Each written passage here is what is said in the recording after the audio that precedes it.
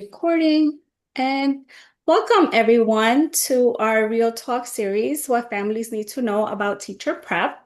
My name is Eva Reyes and I'm the Director of Parent and Family Relations, and I'm so delighted to have you guys in the Zoom meeting today. What we're going to be discussing today is going to be very valuable to your student as they prepare for a future career in education. So with that said, I am going to go over our ground rules. So if you've been in a Real Talk series before, you know everyone is on mute. The recording is in progress. That way you're able to see the session at a later time, go back to anything that you want to revisit. The closed captioning is available. All you need to do is just hit the closed captioning button at the bottom of the screen. All your questions, please put them in the Q&A. That way we are able to answer them on live. And at the end of the presentation, there's going to be a QR code so that you can please provide us your feedback. Your feedback is critical for us to be able to improve and enhance our parent and family programs. So any feedback that you're able to provide me is greatly appreciated. So with that said, we are going to start it off with welcoming, we're going to go over the agenda. So we're going to do our introductions. Then the team of the College of Education is going to go through certain criteria that your student has to do in order to become a teacher or be in the education field. Then we'll go through like some tips and takeaways that you as family members can walk away with the session with in order to be able to support your students. And then we'll take any questions that you may have at the end. But again, feel free to put the questions in the Q&A box. That way, either if we're able to answer them live or if we're wait until the end of the session, then we'll be able to get to them. So now, without further ado, we're going to have the College of Ed introduce themselves. Hi, everyone. I'm Amy Ginsberg. I'm Dean of the College of Education. Glad to tell you more about what it takes to become a teacher. Good evening, families of the College of Education. My name is David Fuentes. I serve as the Associate Dean in the College of Ed. Really excited to be in your presence today and happy to get to know a little bit about you and answer some questions. Hello, everyone. I'm Liana Fornerato, Director of Education Enrollment and Certification in the College of Ed. Welcome. Welcome, everyone. I'm Sue Mankiw. I'm a faculty member here at William Paterson, teaching in the Early Childhood Education program. I'm also chair of Teacher Education Pre-K to 12, and I serve as a co-advisor for our wonderful education club. So I hope to learn a little bit more about you, and I hope we can answer lots of your questions today. Welcome.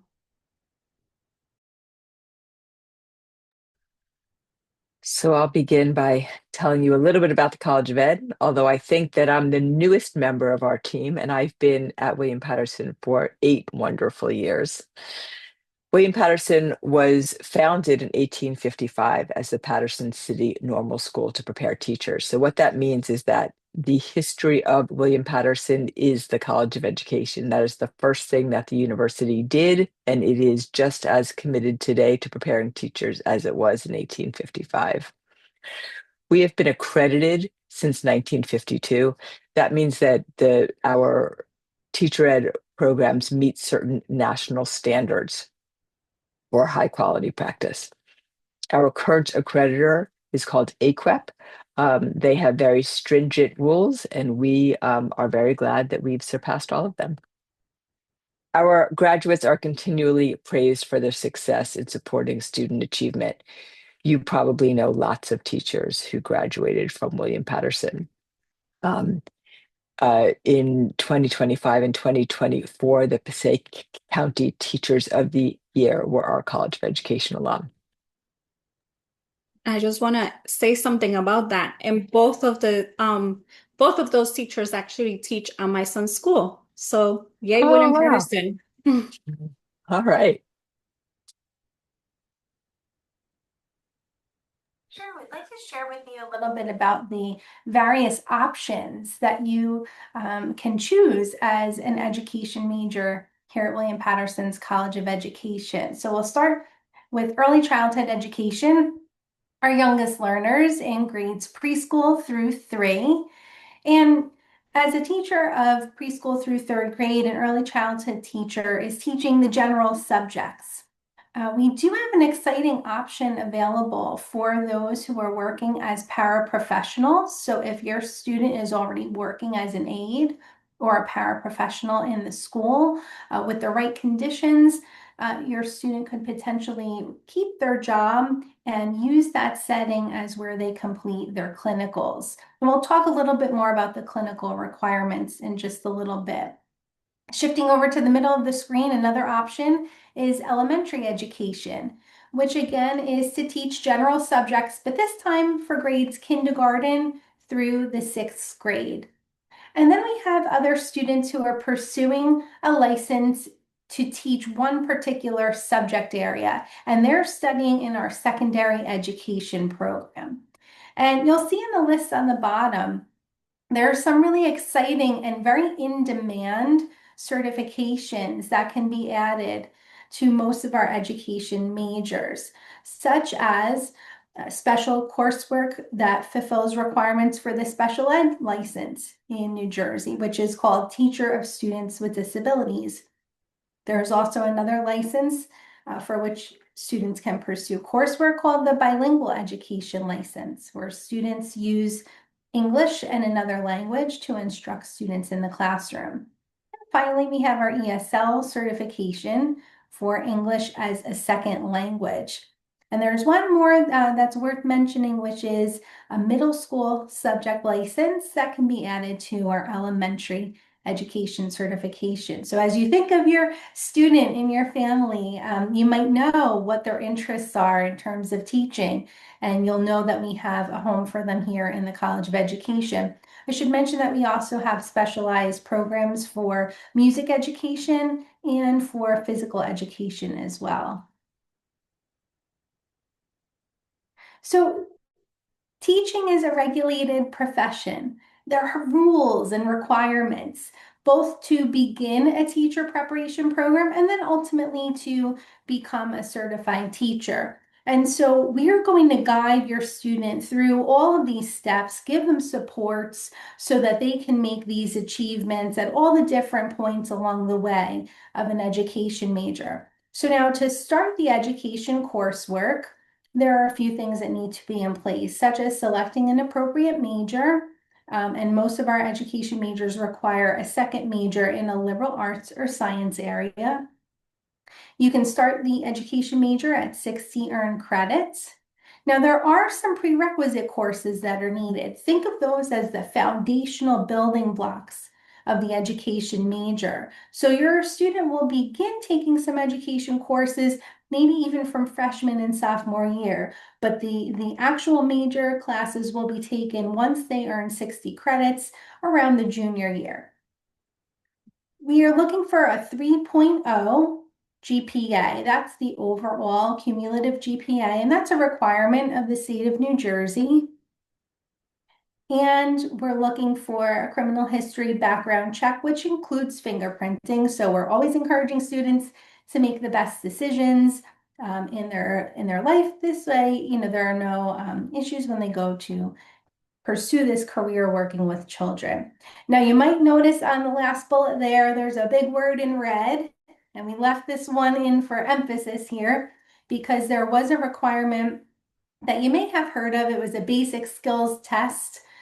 It cost, a fair amount of money. It took up a lot of time for students to take this test in reading, writing, and math. But in January, that test was eliminated.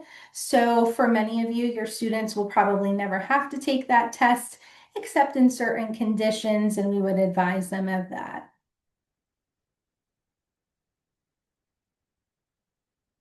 So many of you might be wondering, what's included in teacher preparation? What might my student experience as they're going through the program?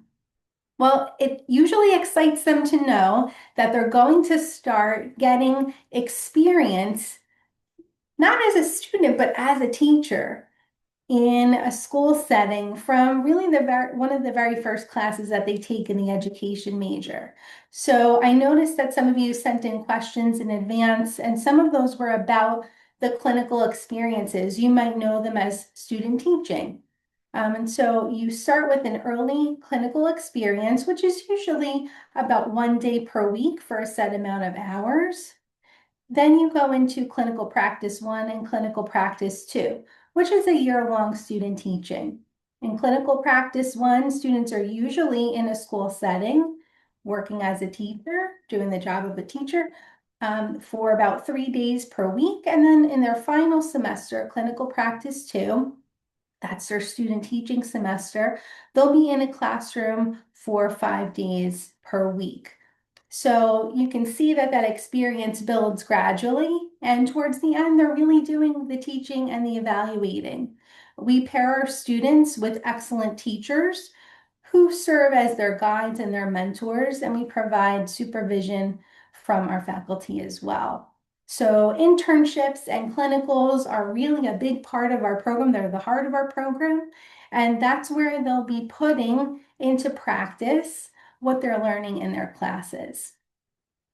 Our programs have an emphasis on teacher professionalism, standards, and accreditation. So there are national and New Jersey standards and expectations for the role of a teacher, and we include those into our coursework, into our assessments and the assignments and the clinical work that our students do.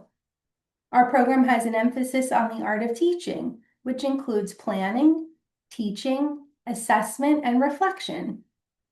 We've got many funding opportunities, and I think I have a slide about that. It's one of my favorites, so we'll share some funding opportunities with you.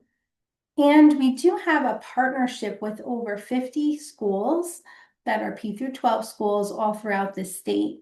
That's a benefit to your student because our partner schools and their early childhood, elementary, middle schools, and high schools, they're really interested in our students coming to their buildings to do their clinical internships. So being that we have this robust network is really a help to our students. And in these schools, we provide a professor in residence. So a professor from William Paterson's College of Education is there a few times a week in these schools and can be a great support to our student teachers. One thing that's a little unique about WP, as you saw in my earlier slide, is that there are opportunities to pursue multiple licenses. So in teacher preparation, your student might be adding a special ed, bilingual, or ESL license. That will require some additional coursework to meet state certification, but the great thing is that they will graduate with multiple licenses at the end of their program.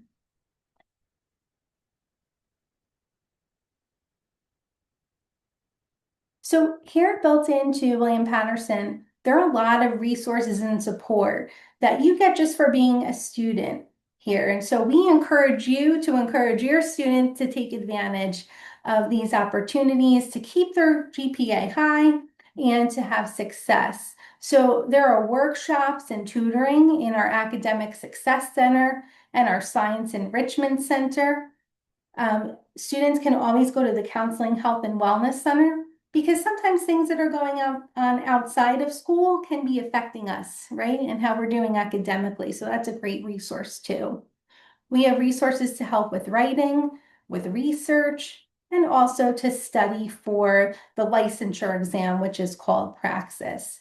So we encourage you to encourage your students to take advantage of these great resources. Dr. Ginsberg, did you want to talk a little bit about the College of Education donor scholarships? Sure. So we are fortunate, as I mentioned earlier, the university's focus on preparing teachers has been in existence for a very, very long time. And that means that there are a lot of alum who are very grateful for their William Paterson education and who have decided to donate generously to support future educators who are being prepared through our College of Education. So alum, as well as other donors and friends of the university who donate to support students to help offset tuition and fees for teacher preparation. Applications are accepted annually, conditions apply, but we have lots and lots of support for students. And so we encourage students to apply annually. You never know what you might get. You could get multiple scholarships. The LEAS grant is a bilingual education grant for folks who are pursuing that certification. And the GAINS grant is an opportunity through the New Jersey Department of Labor. Dr. Fuentes can actually talk about it more, for paraprofessionals to get support while they're in school. But I'll turn it over to Associate Dean Fuentes and let him say a little bit more about that one. Yeah, so we're really proud to generate a lot of resources that are able to contribute to your students' academic progress here in the College of Ed. And some of them are able to support tuition. So these are two examples of projects that are current and are able to support tuition for students who are eligible. So the LEAS grant, as Dr. Ginsberg mentioned, is for students who speak Spanish bilingually and who are pursuing teacher certification. GAINS is specific to teacher apprentices. And so we think about teacher apprentices as instructional aides, broadly construed, who work in schools. And we formalized some partnerships and agreements through the United States Department of Labor that had enabled us to work with the New Jersey Department of Labor to secure GAINS, which stands for Growing Apprenticeship in Non-Traditional Sectors. So it's just two examples of projects that we have to support your student currently. And always there's more opportunities in the college for not only for your student, but for us to continue to look for these opportunities to assist in their finances. Thank you, Deans. Dr. Mankiw, while we're on this slide, did you want to share anything about the paraprofessional option? That's something that's grown from your Department of Early Childhood Education, just what that experience is like for students? Yeah, I mean, the paraprofessional option is a very good one. I mean, it's developed over the past few years as the legislation for our New Jersey Department of Education code has changed. We've changed along with it. So our current program right now allows someone who has a job as a paraprofessional in a preschool to grade 3 classroom, right? It has an instructional role to continue working as a paraprofessional while they complete the coursework and while they also complete their clinicals. So what happens in that particular situation is that in a traditional program, right, a student will be placed in a setting by us, but a paraprofessional has a workplace. The paraprofessional can stay in the workplace, and that can count towards what traditionally used to be called right student teaching. And so the paraprofessionals meet all the same requirements for the courses and the clinicals. They just do it where they happen to work. So that means that they do not have to, quit their jobs in order to go to school. And our first 2 paraprofessionals are graduating after this semester, and we have 55 paraprofessionals right behind them. So it's been a really very successful program. Thank you, Dr. Mankiw. So we have some tips and takeaways and are interested in hearing your questions. And I'll pull up the list of the questions that were submitted ahead of time as well. But we had a few things that we thought you would want to know about the opportunities available for your students. And the first is that your students have an opportunity to be part of a broader community of education students here at William Paterson through a club that we offer here. And actually, we're pretty fortunate because we've got one of the co-chairs of that club, Dr. Mankiw, with us. So Dr. Mankiw, do you want to talk a little bit about student involvement in the club? Sure. We have an SGA sanctioned club, which is the education club at William Paterson.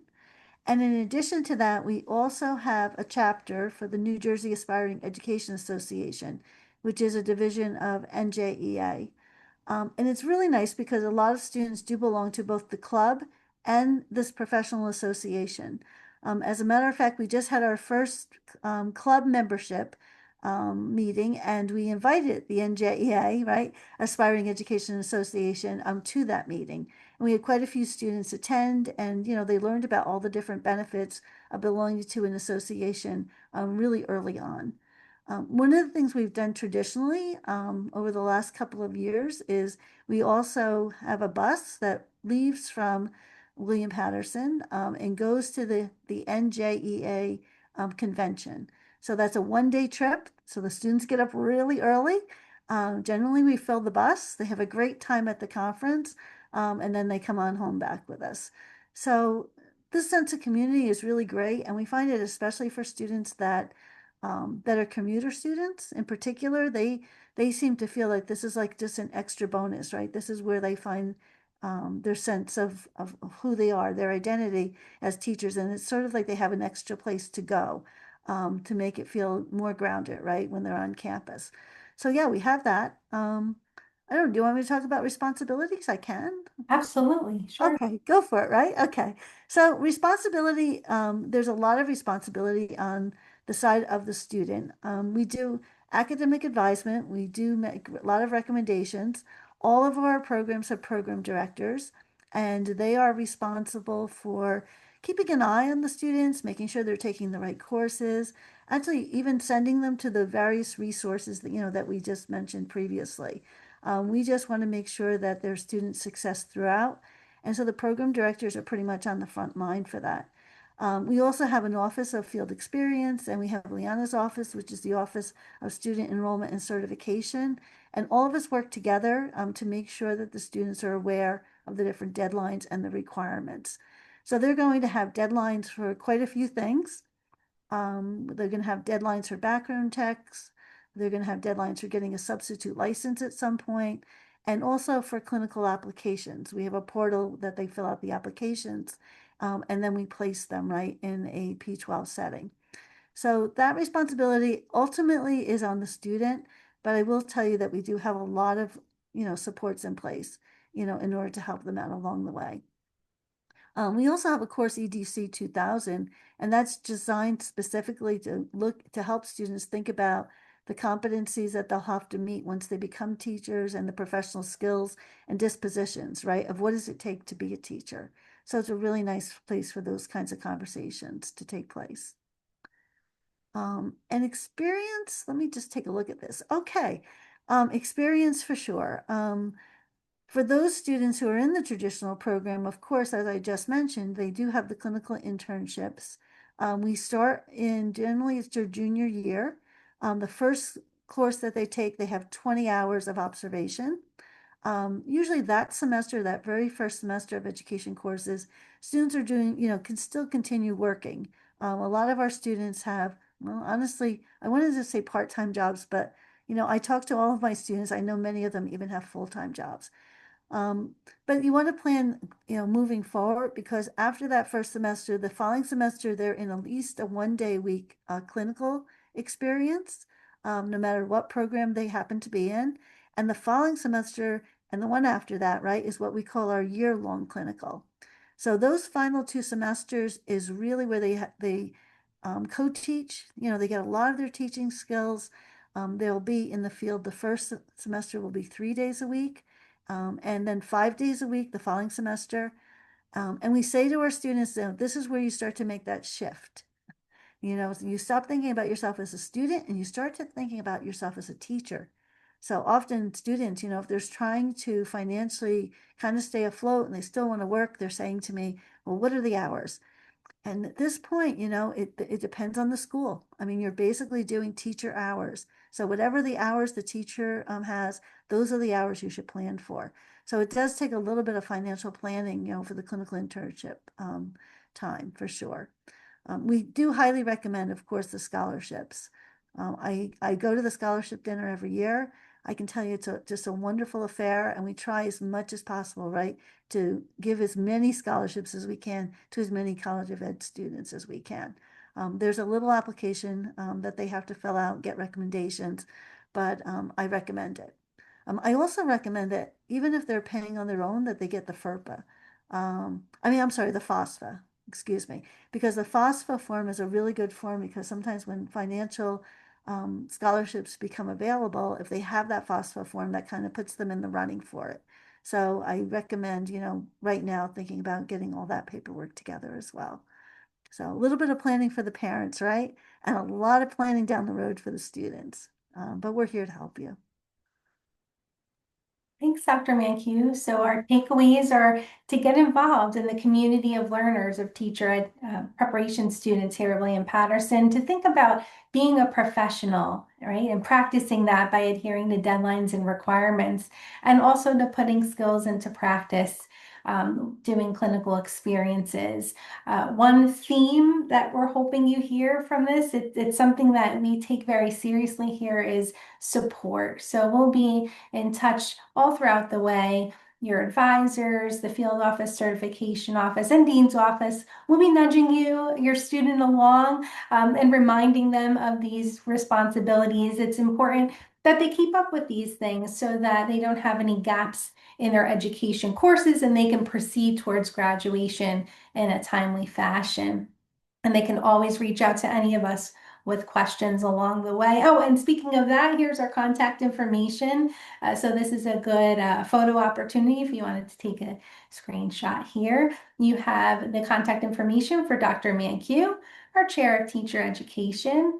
Email addresses are, I think I speak for everyone here, a good way to reach us because we're often in meetings. So Dr. Mankiw's email address is there. Dr. Karen Decker is our chair of special education. And then you have the information for my office, for Liana Fornerato, the certification office. If your student sees an email coming from certify@wpunj.edu, it's not spam. That's the certification office with a reminder or a gentle nudge for your student to take some action or know something important or learn about some kind of support. So we hope your student won't be a stranger. And if you have FERPA on file, you can reach out to us as well. And Eva, I think that brings us to the end of our official slides, and we've got the feedback QR code here. And so we're, I think, ready to take questions. We are. So I want to open up the floor. I'm not exactly sure who iPhone 164 is and Samsung SM is, but if you have any questions, you're free to unmute yourself and ask. But in the meantime, I have some questions, because I came prepared. So can you talk to us a little bit about the Child Development Center, and how that is, like how that helps, like with the teacher prep, for the students on campus? Sure. Well, I can start and then Dr. Mankiw can chime in. So we are thrilled that we have a child development center on campus. It is a state-of-the-art facility that serves children aged 2.5 through 5. So we have a toddler room, 3 preschool rooms, and a kindergarten room, all staffed by certified teachers. And we have opportunities for our students to work in the center during their teacher preparation, and be supervised in the process. So I can turn it over to Dr. Mankiw and she can say a little bit more about that. I will also say, just for your awareness, as it might be valuable at some point for someone that you know, we have a federal grant. It's called the C Campus grant, which means Child Care Access means parents in schools. And that is a federal grant that provides funding for students who are parents who are Pell eligible to enroll their young children in the center tuition free. It's a wonderful opportunity. So if you know of anyone who might be interested in that, feel free to reach out. Okay, Dr. Mankiw. Sure enough. So we do try to take advantage of the fact that we have this state-of-the-art child development center literally right next door to the College of Education. In so many ways. We will be there at the end of October with the Education Club for a trunk and treat. So there's service opportunities there. I do know that in our program, several of our students are work study students, and they've been working at the Child Development Center and getting paid. And particularly within the early childhood P3 program, we have also used it as a model. So we actually will sometimes just hold classes, right in those classrooms so that the students can have a hands-on experience of seeing, what an ideal quality center looks like. So every which way, that we can think of, right? Bringing the Child Development Center aboard, we do. I have another question. So what would you say to a student or a family member of a student that is still undecided and they don't know if this is the profession for them, or if maybe they are in they are in the program, right? And then they start to kind of question like their calling. I'm going to ask Associate Dean Fuentes if he would start us off with that one. Well, yeah, becoming a teacher is challenging, and there's lots of times when it becomes difficult, but persistence is key, and it's never too early or too late to decide that you want to become a teacher. There's always a pathway for you in the College of Ed. And sometimes we do see that students oscillate a little bit in their commitment, and rest assured that our disposition protocol will bring that to their attention, and there'll be opportunities for them to demonstrate improvement. So regardless of the future occupation, all of our students will have lifelong lessons in persistence and resilience and efficacy, because those are the things that it takes to succeed in our field. So that they make it into the classroom so well prepared allows them to persist in the field. And we focus on attracting students by sharing about the joy that we find in the profession. So most of us in the College of Ed were former public school teachers. And those of us who gravitated into the profession didn't do so for finances. We did so for other kinds of currency that we find our field is filled with. So we want to share that with all students. But it is difficult, and sometimes we do encounter a student who's not yet prepared to meet some of the rigor. And rest assured that there are opportunities in the future to continue to persist.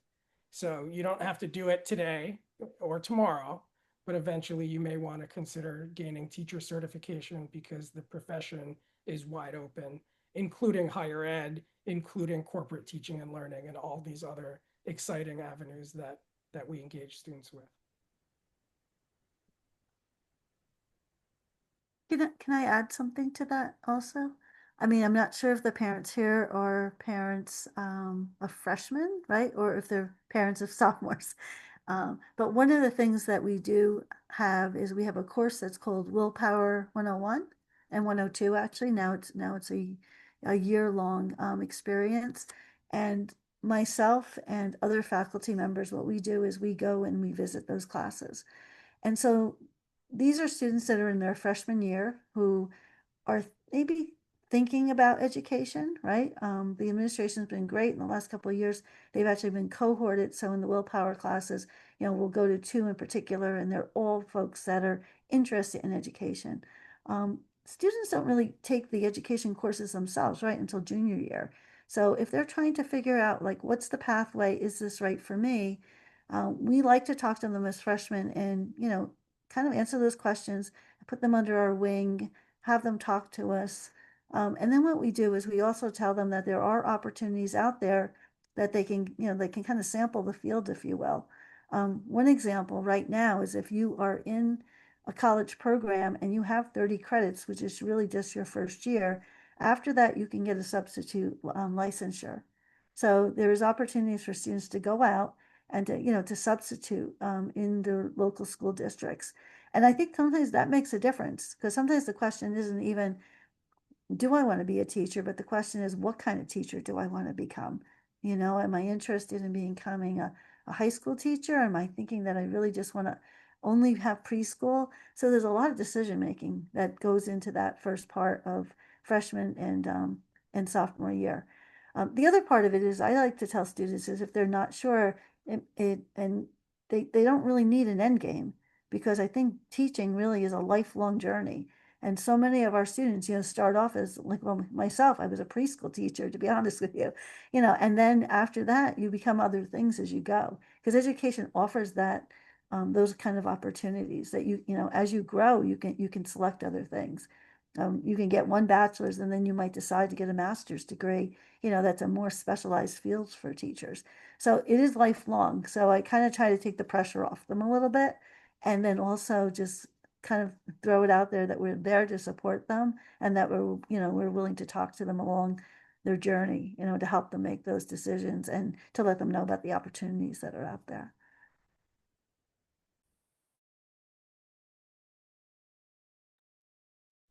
That's all the questions that I had, but I don't know if the other attendees have any questions.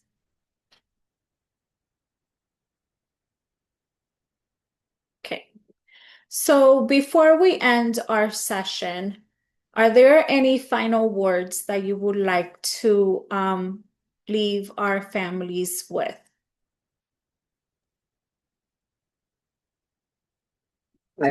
I would just say to you, if you change your mind and you have any questions, please ask them now if you're interested while you have us live. But if you think of things after the fact, please don't hesitate to reach out. We know that it's complicated to enter any profession in any state, and becoming a teacher in the state of New Jersey is no different.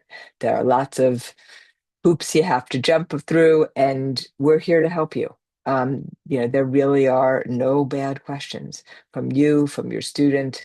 We are here to answer them all the time. We expect them, we welcome them. So please ask, and we will be more than glad to help you. Eva, I've noticed that we have a new person that just joined us. Could you put the email addresses back on, just so that, yeah, so folks can have that? That would be excellent.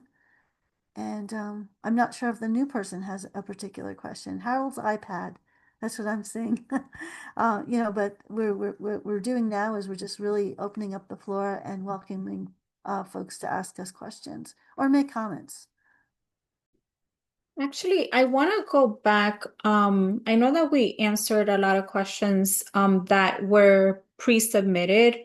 But there's one that is asking how much space is allowed in the schedule so that the student could take, like, let's say if they want to have like a backup plan, right? So like if they want to teach, but they also want to do like financial planning or something like that. And like how much lenient is the program in order to allow for those things? I can start our conversation. And Dr. Mankiw, I think will have much more insight, but the education major is rigorous, right? So as we mentioned, there are clinical components, there are coursework and testing requirements, things along the way. We are expecting that GPA of a 3.0. So we're expecting success to meet state requirements. That's not to say that you couldn't look to add some special interest classes or perhaps a minor along the way, but I think it would really be best for your student to really carefully plan any kind of other program out with the advisor, the professional advisor, and maybe even more so with the faculty advisor that's assigned to that department. It might be also of interest to know that students do have another major that they choose for many of our programs. So we have students who are majoring in early childhood education and psychology, or secondary education and biology, right? Just many different combinations. So some of that other coursework is built in to your studies here at WP, but we don't want your student to forget the rigors of this program. And Dr. Mankiw, I know you've got more insight on this. Thanks, Leanna. Yes, I mean, all of our students in all of the education programs have, except with the exception, of course, of the paraprofessional program, have a second major. Um, when I go to willpower, as a matter of fact, I say to them it's really important that they choose carefully because they're going to graduate with two majors, and sometimes they're going to graduate with two majors and two certifications, right? So they need 120 credits to graduate. And as much as we love them, right, we don't want them to be in school forever. You know, they can start off with us, come back for graduate school, etc. I mean, there are a lot of liberal arts and science majors that they can choose from, right? In addition to the education major. I did see that question, Aviva, but the person was asking about like a marketing major or a financial kind of plan. So unfortunately, that's one of the majors that um, it can't be used with education, right? You can't have a financial marketing degree and an education degree. Those two just don't go together because it doesn't really meet the criteria that the state has put together for liberal arts and sciences. But there are a lot of other interesting majors that do lead to other worthwhile careers. Like we have had folks graduate with environmental science, for example. I had a student and she was great and she was going to teach, and then she ended up in that field instead. So it's really a matter of just having time to sit down and talk about those kinds of things. We have an academic advisement center. They're really great, and they will, obviously they'll speak about those things. But sometimes when it gets to, is this a good major to go along with education and things like that, that we also work collaboratively, and they refer students back to us. So even though we're not going to really be maybe seeing students for a while, in the education major, we welcome any student to come get into contact with us, and have a discussion for what their plans might be, for sure. So that's the best way I can answer it for now because there's just so many different possibilities, right? Of the kinds of combinations of majors that students can have. So I don't know if this will go hand in hand, but what about pathways to like music education and art education? Would that be the same or like how would a student go about that? So that's a little bit different. So a person that is a music education major will take all of their courses in the music department. They'll take their core courses as well as their most of their education courses. Some of them they will take within our department. A person that wants to be a physical education major, let's go there. There, they are going to be in the kinesiology department, right? So some of these more specialized fields, um, they're going to be working with different departments. Somebody that wants to be an art major, however, that is a subject area. So they'll be getting their art courses with those folks, and then right, that'll be their first major, and then they'll come to the education. They'll get a secondary education major. Or they might have art in elementary. We don't know, right? For sure. Um, so it really does depend on, what kind of teacher they're interested in becoming. And like Dr. Fuente says, I feel like we have pathways for every, type of teacher you can imagine. It's just a matter of when you come in to have the conversation so that we can make sure that we send you, to the right place. And there are lots of times, by the way, that folks sometimes in the middle of the road change their mind. And we'll work with you, we'll try to see, try to make a pathway that doesn't make you start like from, right from the beginning, because a lot of times there's a lot of overlap, right, between the different programs in education.